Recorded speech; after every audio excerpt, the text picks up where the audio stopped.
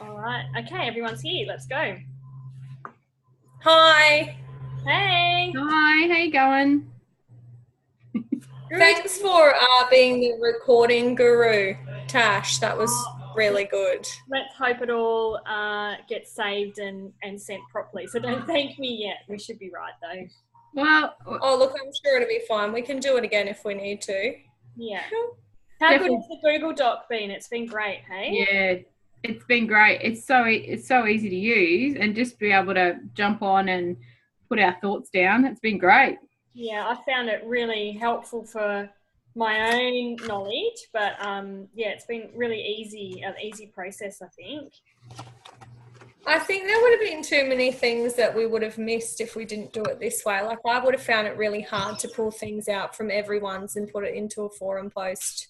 Yeah. Sort of with references, and for you to be able to figure out what part I was talking about. I think that would have been really hard. Exactly right. Absolutely. So it's been really good. I've just got it here in front of me, and I thought if we just start at the beginning.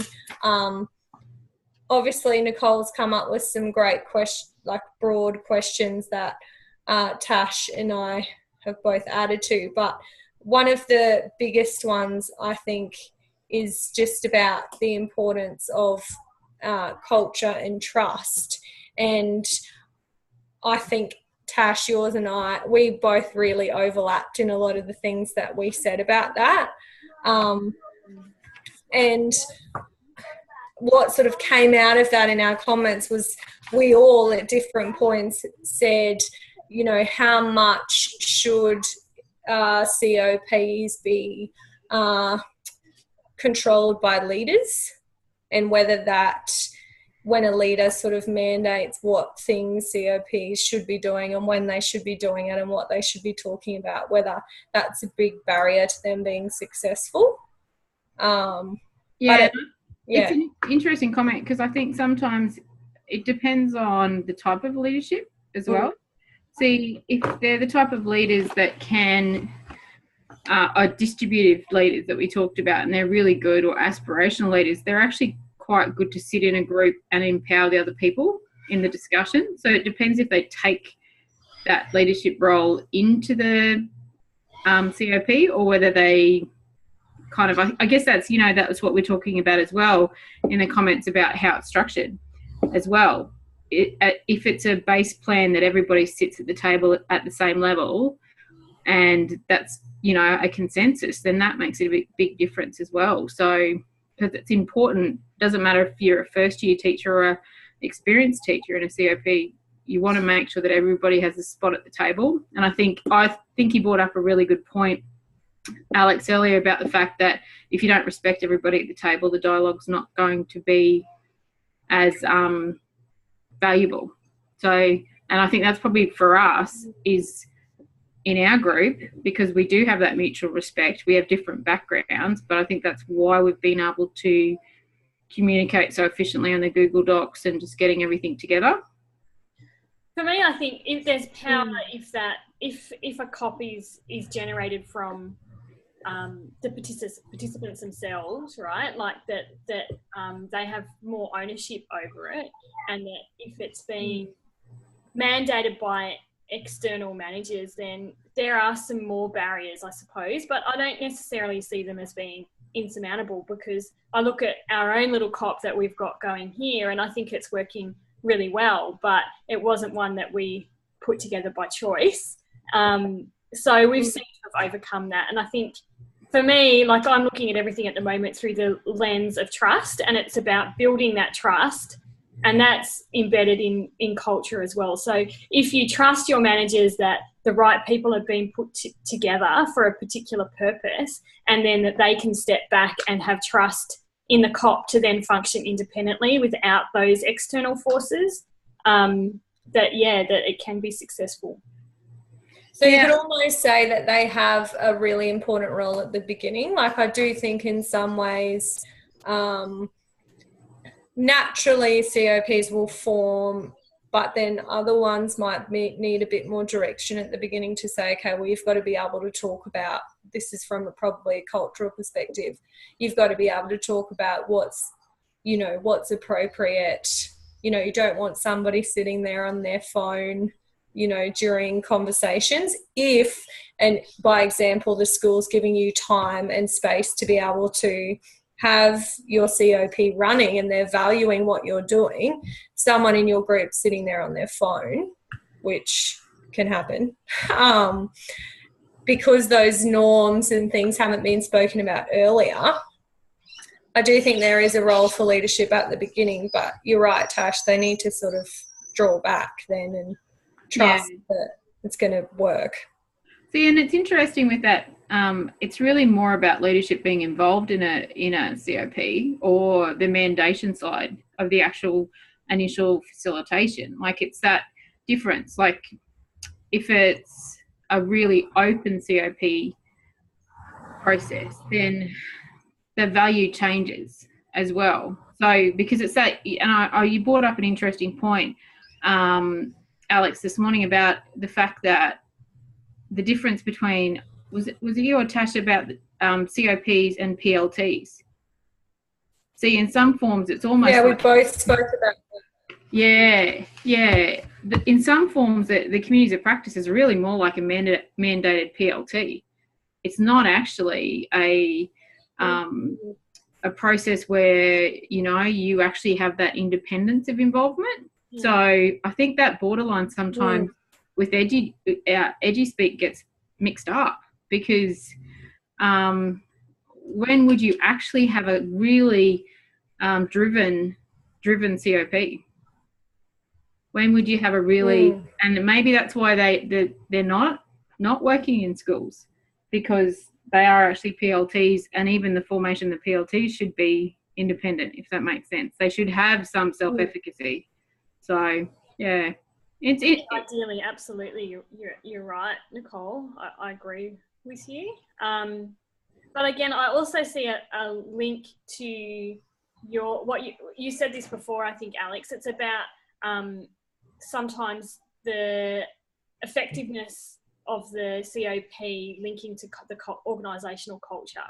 So if there's some kind of discord between those two, then how does the organisation support the ongoing, you know, particularly, as you said, Alex, if it's using the resources of the organisation? Yeah. I spoke about in my personal context of at my school, I think they really want us to be innovative, and so they appreciate, and probably the leaders have, you know, done similar study to what we're doing now and appreciate the value of things like COPs. But I know we spoke about this at some point too, there is still a definite hierarchy in schools, and so COPs don't fit with that very well, and then that sort of hierarchy doesn't really fit with, you know, innovation, because people don't feel as though they can be creative, and so that doesn't lead to a culture that then cultivates COPs, because people don't have that sense. They sort of have the sense, well, I'm going to be told what to do anyway, so I don't need to worry about it. So I find it interesting that it still happens, but the COPs are probably really hidden and in the background, which isn't sort of ideally what we want to be happening in schools, is it? No, and I think what you're saying, ladies, is you know how I put that framework up on the forum? Yeah, the forum.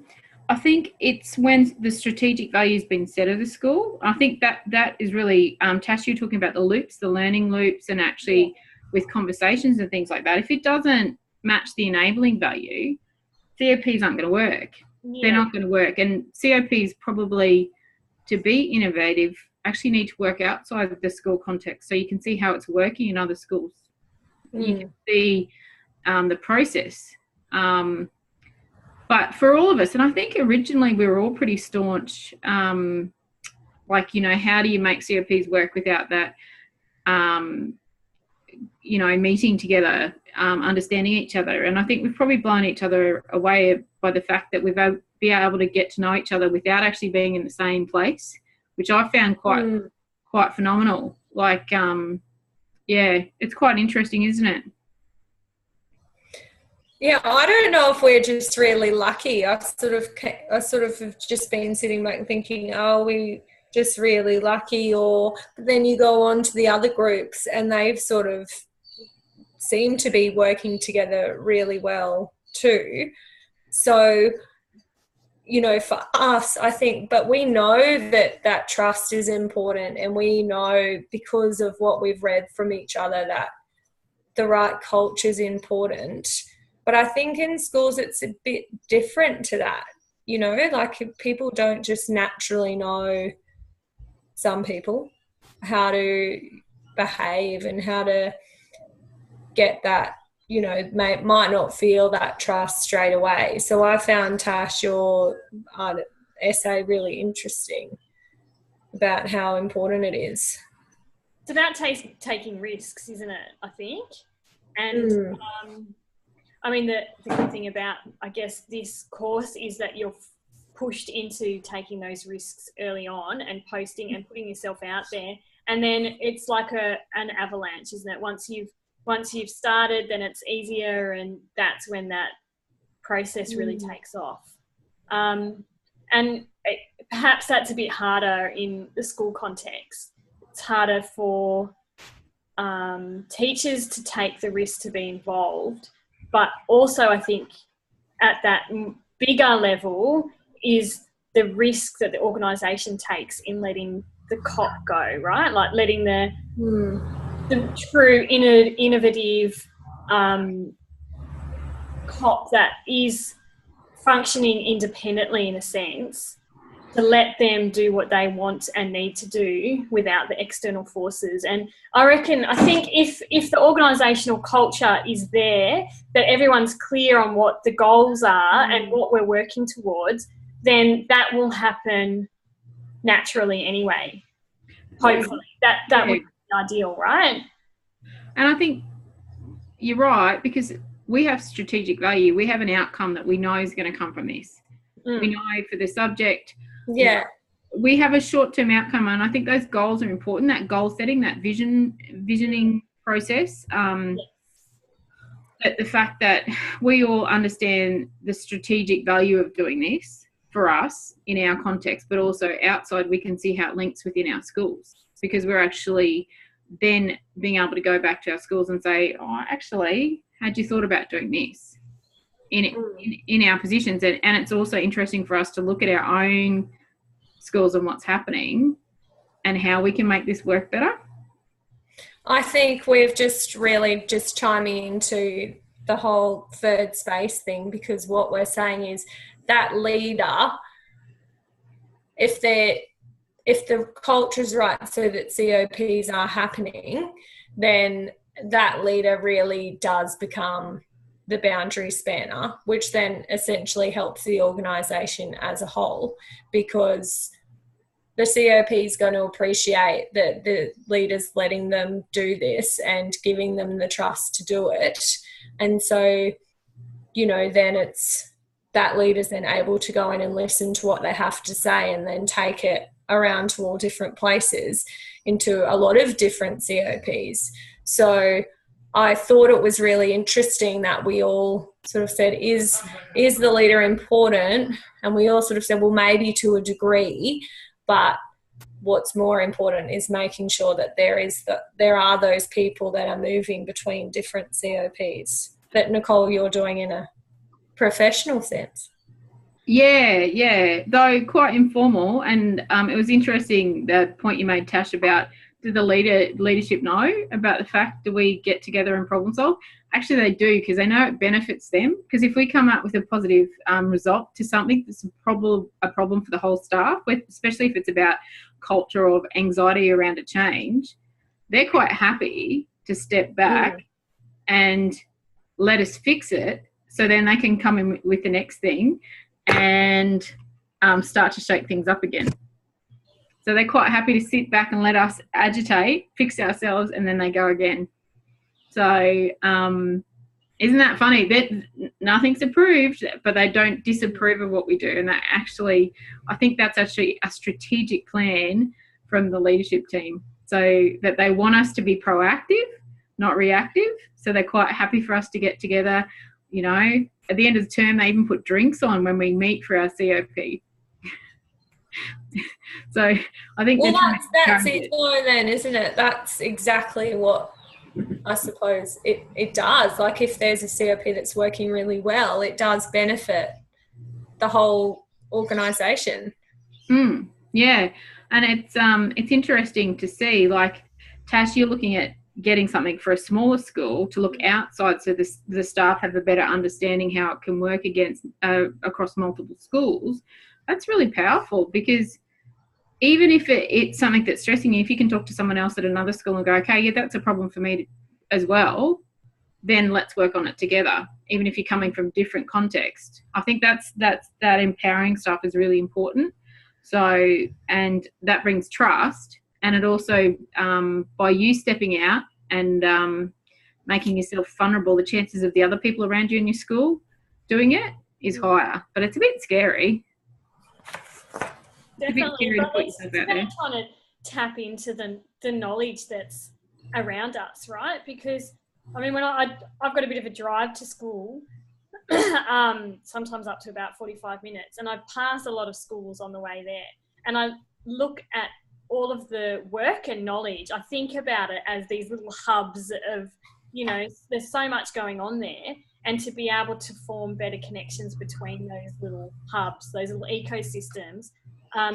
There's so much that could be gained by that, right? And I'm not sure that's happening very well at the moment. I think some of the Facebook groups I'm on, I'm seeing a lot more of knowledge sharing happening there, and that's exciting. But there's certainly a way to go, I think. And that's just removing that isolation. Hey, not the isolation of you in your classroom, but the isolation of you in your school then. And the risk taking to share that knowledge. See, that's culturally changing, that knowledge management and understanding the value that we have in that organisational knowledge is starting to come. Like, I know that that's still, for some teachers, they very, like, observation, anything like that, they're really scared of still.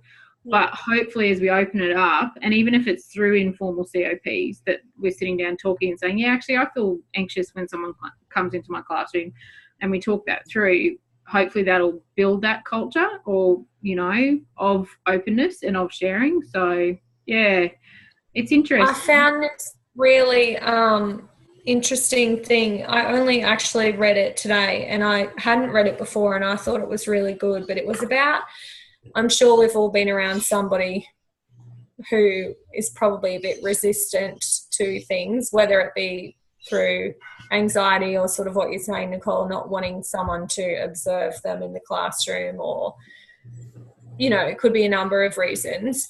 But I read this thing today, and it was about when two people are communicating, how important similarities in their life are. So if you're, the further you are away from that person in age, you know, even down to political views, cultural background, things like that, the harder it is going to be for you to be the person to then help them with that resistance. And so if we are going to become people ourselves in schools who are working with groups to encourage COPs, like, I know we spoke about how difficult it is to try and help people through that. I thought that was really interesting, that maybe it's not our job to go over and be the person to work with those people, but maybe we should be trying to get other people to. Yeah, to widen and encourage people to step outside. Yeah. And that was really interesting, Tash, with your assignment. You were talking about that value of getting outside and then understanding how the ethics work in different schools and how it crosses over within the COPs. I thought both of you had that in your assignments, and I thought that was quite fascinating. If we're looking at linking that to sustainability in COPs, and that knowledge management and social learning, I think that's going to be really interesting to research further together when we're doing our the construction of our assignment together. So I think that it was actually quite easy in the end to find the things that we all really drew a lot into, even though we had really different subtopics in the end. When you read each of them, there were paragraphs that we could have put into each other as assignments and it still would have worked. So I know the third space was one of those, and speaking about the importance of leadership as well. But one of the other questions that we had at the beginning was how is conflict viewed, and how conflict affects trust as well. I think conflict's viewed really poorly when it shouldn't necessarily be. When it's mismanaged, it can be. So, or when people are, like kids in our classes, when kids are put in a corner, I think rather than seeing it as conflict, that differences of experience can actually add to the conversation as you're actually saying, well, no, this is my experience. If you can actually have that trust building up, the trust is there, you can then probably have greater conflicts in some ways, like have disagreeing opinions that you can come in and go, well, what about this or this or this? I think in some cases, as trust grows, people are actually quite happy to play, devil's advocate in a meeting to say, well, okay, fair enough, but why? Why is that so? And actually encouraging people to be able to articulate what they're saying is really powerful in COPs, because going back to your classroom, going back to your school, going back to your admin, if you can articulate what you're thinking and knowing that you've got the backing of your COP because you've talked it through, I think that's where that intersection of trust culture and the third space comes, because you're actually taking this knowledge, you're understanding it, you're being able to unpack it in a safe environment, and then you can put it back into your school and understand that context probably to a deeper level, which has been really fascinating for me, because it's only probably the last 2 years that I've really gone from micro to macro thinking. And like even then with this assignment, I found it really hard. I'm looking at big picture stuff. I've always been buried in the micro, making sure everything's lined up, everything's sorted. But I think my process of COPs and being involved is actually taking me away from that into, okay, well, how does this suit the organisation? How does this benefit everybody? How does this build or benefit the culture? How does this fit our vision? And I think that's really important. That visioning is actually in all of our assignments in a different way. And I think sustainability and visioning is actually attached. So it's quite interesting to look long term. How does this look?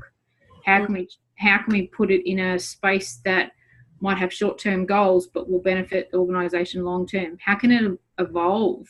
So if you start a COP, it's probably going to have a natural, might have new members or a natural kind of decay point, but how do we make this culture go on? So you want to, once something ends for you, you want to seek out another group.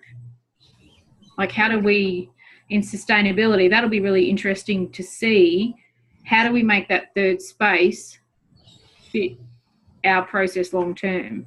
Do you think that's going to be something we'll be able to talk about? Yeah, I think it's really interesting. I see culture again, Alex, as being important in that, right? Because if the organisation has a culture where they're valuing COPs, then they'll just keep on evolving, right? Yeah, absolutely. And I think when the culture's right, obviously the trust is right, which we've both spoken about. But I really liked your point about then, it's good to be able to say what you think and walk away sort of having the trust that those people are then not going to carry that back into normal school life, into the lunchroom. which is really important. For me, I think when you've got that positive culture there, I think COPs happen more frequently because people naturally feel like they can say what they're thinking and express their problems. So then the COPs get started, and there's probably more, but it also contributes to the third space because people feel like they can speak to others that maybe they wouldn't usually speak to.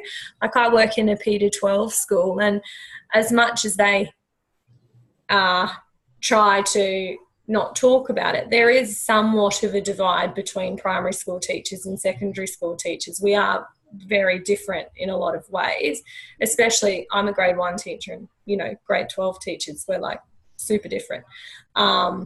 So to be able to have that culture where I feel as though I can walk up to someone in grade 12 and talk about a school problem, you know, that can lead to a really good conversation, because then that person and I become the boundary spanners. I take it back to the primary school staff that I talk to. The other one takes it back to the senior staff. So, but if that culture's not there, I probably wouldn't walk up to that grade 12 teacher, because they are so different to me. I just had an aha moment. Oh, yes. An aha moment. I'm not sure if it's in the Cole language or aha moment. So you know that intersection, how we said about trust, culture and third space? Yeah. When that's working well, the third space, that all happens, you then become advocates for your own COPs. Is that not fascinating? If you're then involved in another COP, it builds the culture. It keeps it expanding. So as you feel more empowered by your group and that have that sense of power within that group, it makes you want to be. And that's that. I think, like, I tried to explain that in my assignment to a certain extent, about how the more you trust, the more you share, and the more you share, the more you trust, and so it just continues to grow.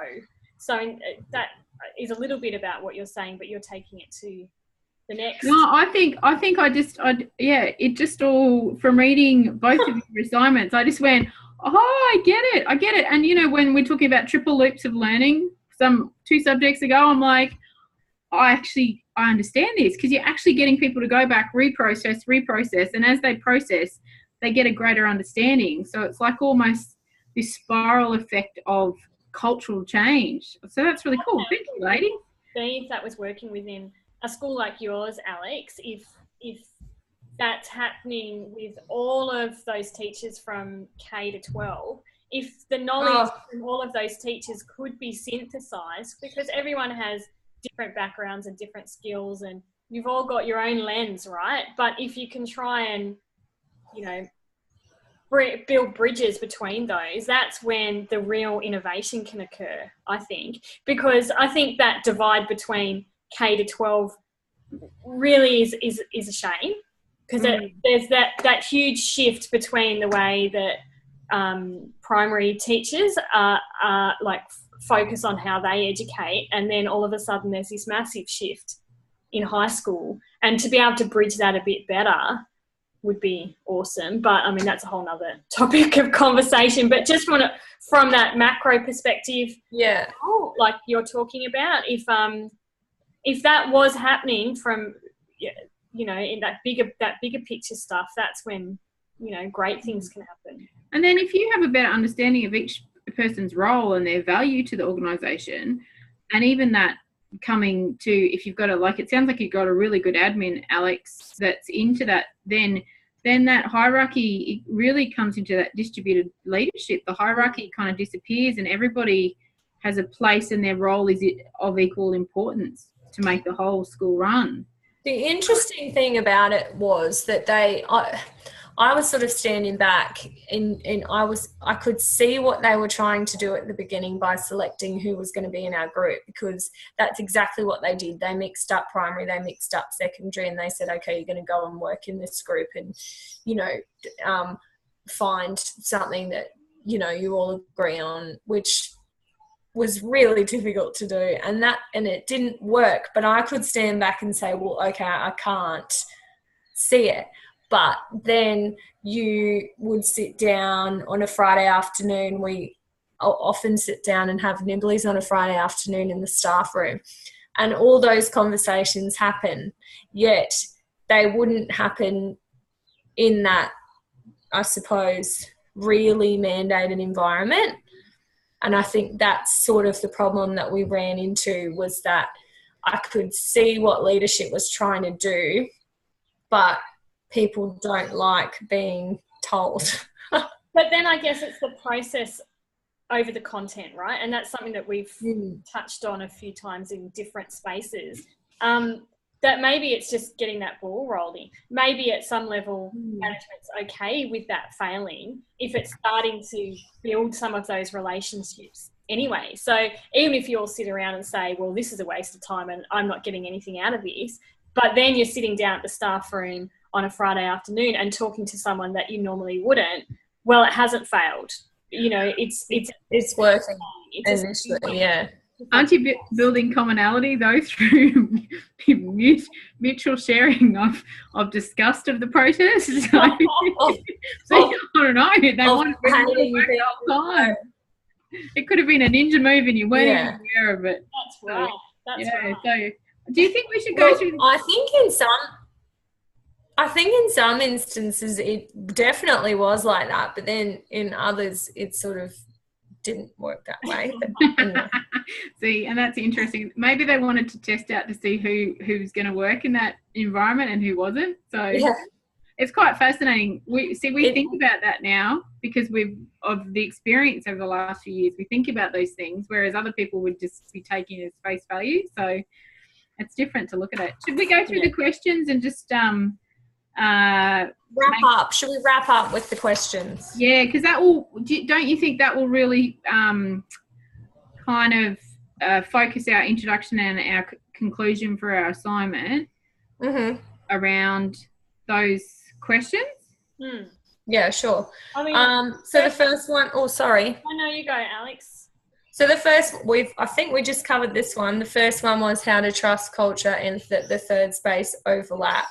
So I suppose we've just said if the trust and the culture are there, it creates an opportunity for people to be boundary spanners, which then creates that third space, and it just keeps multiplying. That to me is the biggest thing, really. And we've covered it in numerous ways through our comments on the Google Doc.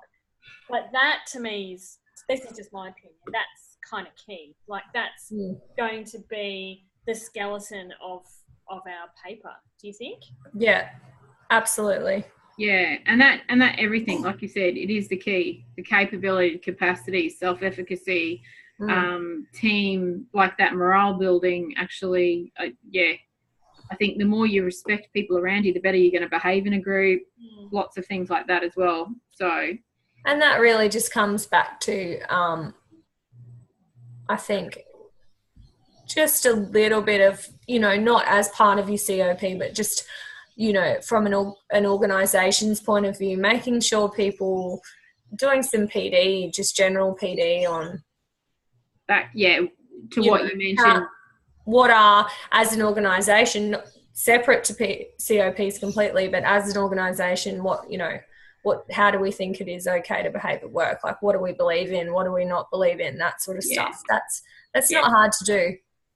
So it's framed by professional ethics and expectations. Yeah.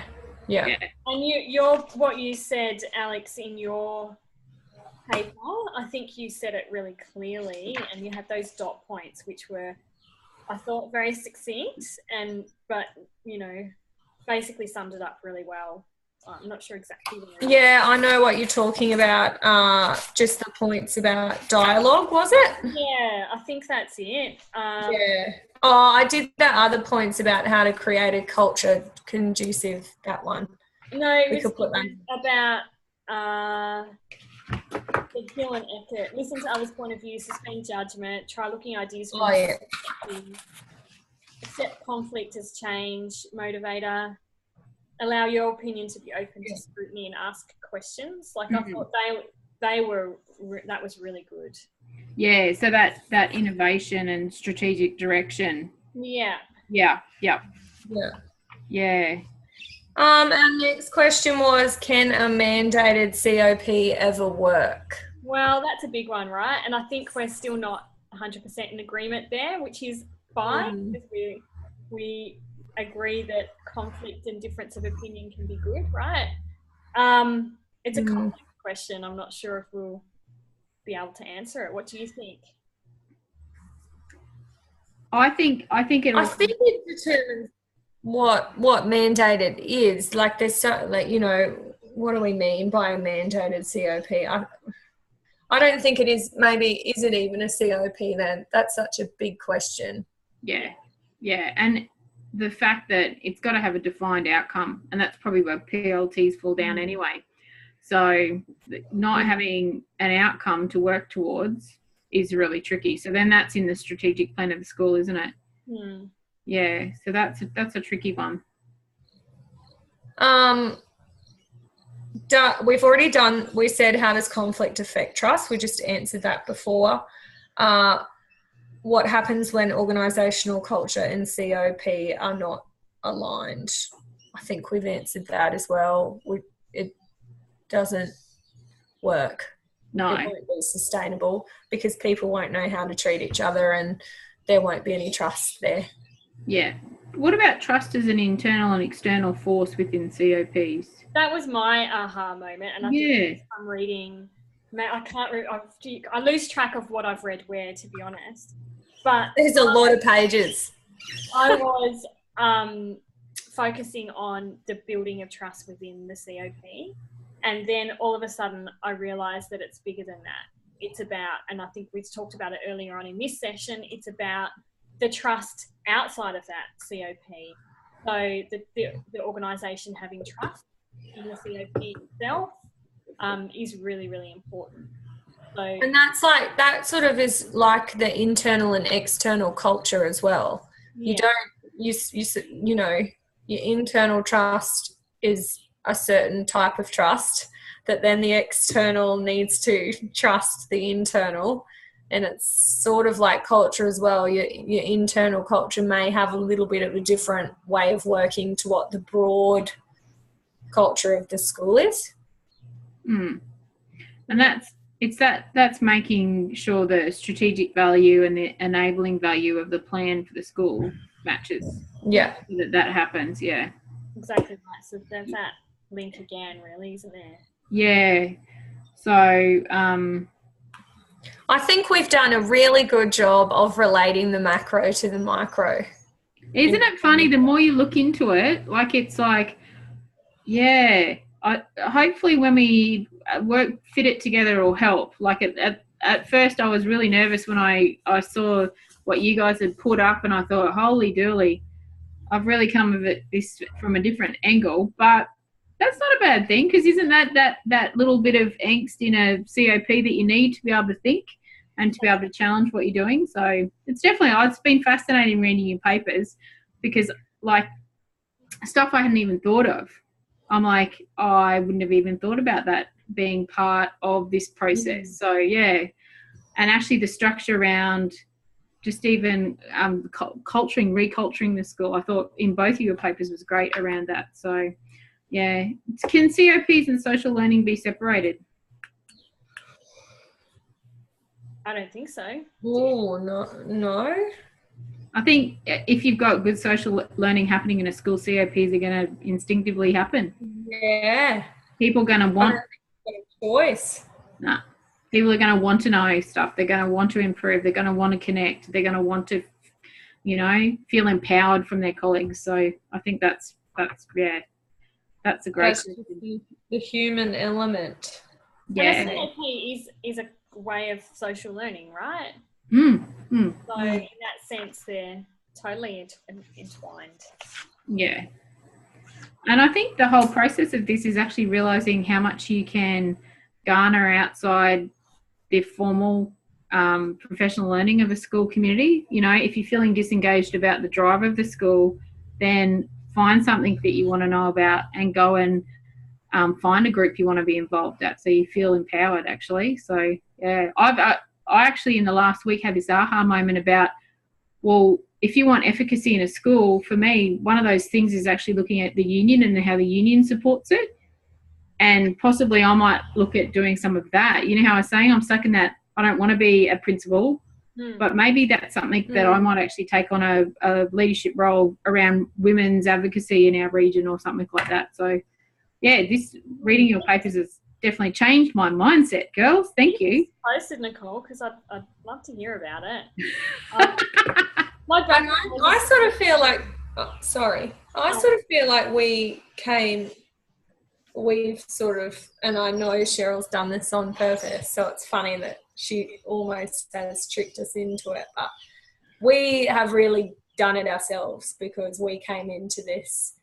I remember the first couple of comments that we made to each other when we first started our messenger conversation, and we were just like, oh, this is just way just out of our zone, you know, and just there's so much to it and how we're going to do this, whereas now I think we've really changed how we look at it. So really we've been for me, this second round has been much easier, I've found, and I don't know if that's because I've just have more knowledge and more confidence, but I think more to the point it's been working with you girls, definitely, that's made that process so much smoother, and we've really worked well together for sure. And I think it's probably the fact that we all double guess ourselves. Maybe she's realised this from the start, but we're all like, ooh, I'm not sure. So, and the other groups have got such different personalities as groups, and we're all a bit like, ooh, but boy, different. But that's okay. I think that's actually been really good, her putting us together, because we're probably, we're all, you know, I think everybody in the subject's deep thinkers, but I think we're really aware of how much there can be subject. So I think it's been good. Yeah. So hopefully we stay together for the third assignment. So that would be really hard to be all rejuggled, but maybe I don't know. Yeah, see, that could be the next trick. I know. I'm still micro thinking, Nicole. I'm not into assignment 3 yet. I'm like, you know, down this hole. No, we've got to do this. So how are we going to do that in the next process? What do you reckon? How do you envisage this assignment looking? Well, I think we've got some really clear sections in each of our essays that can get morphed together. We know that we've got the third space paragraphs that can get morphed together. Tash and I have got some sections about trust and culture that I think could easily probably not get morphed together, but put sequentially together, if you know what I mean. Yeah. And then because, Nicole, yours is then sort of that macro, I think that's going to be what draws the conclusion to more so what we're saying. Yeah. And then I think we should leave the conclusion and sort of start off by just working with what we've got in putting it together, which I'm happy to sort of make a start on with some of those commonalities. You know, put some of those really common things together first and then see what we can add in from there. Does that? Yeah. Do you think, because the macro stuff at the start, like, do you think we should go macro before we go micro? So maybe if we talk about the overall arching things, or do you think that's better concluding with that, or saying, okay, well, this is what a COP is. It's all about the social learning. How do you facilitate the social learning? And then we get into the different levels of COPs as far as the different structures and different... I sort of thought that we'd split it. Like we'd do part of yours at the beginning. Yeah, okay, cool. The beginning and the end, really. So if there's like, there'll be an introductory paragraph which will explain what we're going to talk about. Then it'll be Nicole, you speaking about macro stuff, which will then lead on to trust and culture. And that technology paragraph I put in mine really doesn't link so much so to mine, but I knew it would be useful later. So I kind of plonked it in there for that. But so hopefully that'll be useful. Well, what do we want to do? Do you want me to put all the bibliography together, the referencing for starters? Sure, I'm happy to go and just have a go at it. Yeah. Have a go at putting some things together. Into that new document. I think it's going to be too hard to have all of ours in that document to start off with. Yeah. So if you're happy, I might leave the old document but start copying and pasting parts that I like together into the new document. Should we copy the old document and have it as a working document together? So like call it something different, but use it to be the cut and paste. So we've got our original document there for if Cheryl pops on, have a look at it. If we copy it and call it, I've already started a new doc. I haven't written anything on it yet, but I've shared it with you guys. If you copy and paste, it'll be fine. I'm thinking cut and paste. I'm like, yeah. So obviously we don't want the long list of references between, just I was thinking just a kind of a bit of a cut and paste of the main. Yeah, well, I'll pull the references and then. Yeah, I'll pull the references out and put them in order because I'm quite happy to put them in Alpha and chuck them down the bottom. All right, well, I'll copy and paste some stuff like into the new document from our old document that I think goes together. It won't be everything, but just the things that I think sort of flow together from each of our essays. Maybe highlight it when you copy and paste it so we know what's left in our original essay. Does that make sense? Yeah, that's fine. Yeah, no worries. That's cool. And then we've just got to do the introduction and conclusion. Yeah. We go. So, and then you guys can chime in with what things you think also need to get added in and add some other things in yourself. Like I won't do all of it. No. And we can also write in different text colors and, comment in the Google Docs. Yeah. So I reckon as long as we just have a start, then it'll just flow. And if we just got to practice too, if we've copied it out of the original document, we'll colour it. Yeah. Highlight it in blue. Yeah. You know what I mean? Sure. And so that way we know that it's gone and we're not repeating ourselves. So okay. Sounds so good. Get another whole cut and paste, so we're not highlighting the bits that Cheryl is reading. Is that what you mean? Like get 2 new documents? I'm just thinking maybe we should, because then we've got a working document that we're just working on, so it doesn't matter if we trash it completely. We'll colour it so we know it's all gone. Good idea. Yeah. So, yeah. Does that make sense? Alex? You confused? I'm hearing crickets. I'm not really. But that's okay, because I think we're trying to... But I think it'll just work once we start doing it. I think we'll be okay. It has in the past. We have overthought things before. I know we have. I'm just like, we want to make sure we've got everything we need in there but the comment's attached to where they are at actually anyway. So if she clicks on a comment, it'll show where it's come from. So that's fine. Yeah, that's okay. Okay. Yeah, we are the team of overthinkers. Thanks for getting us out of that overthinking. The points that we talked about today. So should we use those to start looking at our conclusion, or will we just work on that process of starting to dump things across? I think we should dump first and then see what we've got, and I think a conclusion will come from that. Yeah. So I'll do the bibliography, but the other stuff, if you want to start, Alex, and then as we're going, we'll jump in and we'll do it as well. Yeah. That is the benefit of being on Google Docs, isn't it? That's exactly. Yeah, it's been really easy. And it's interesting to see when people have been on there as well. On the document, you can see when people have been editing and stuff like that as well. So it's really cool. So I knew that, like this morning when I opened it up, I knew that you'd been in there, Alexandra, because I've got so that was really cool. I thought that was good. I haven't used Google Docs before this assignment. So good. Yeah, neither have I. Yeah, so that's really cool. It's much easier. All right, girls. Well, that sounds good. Yeah, great. Parties to go to, right? Yep, me too. Right. No fancy dress, girls. Yeah, parties to go Got your to. fancy haircut. Oh, look. Yeah.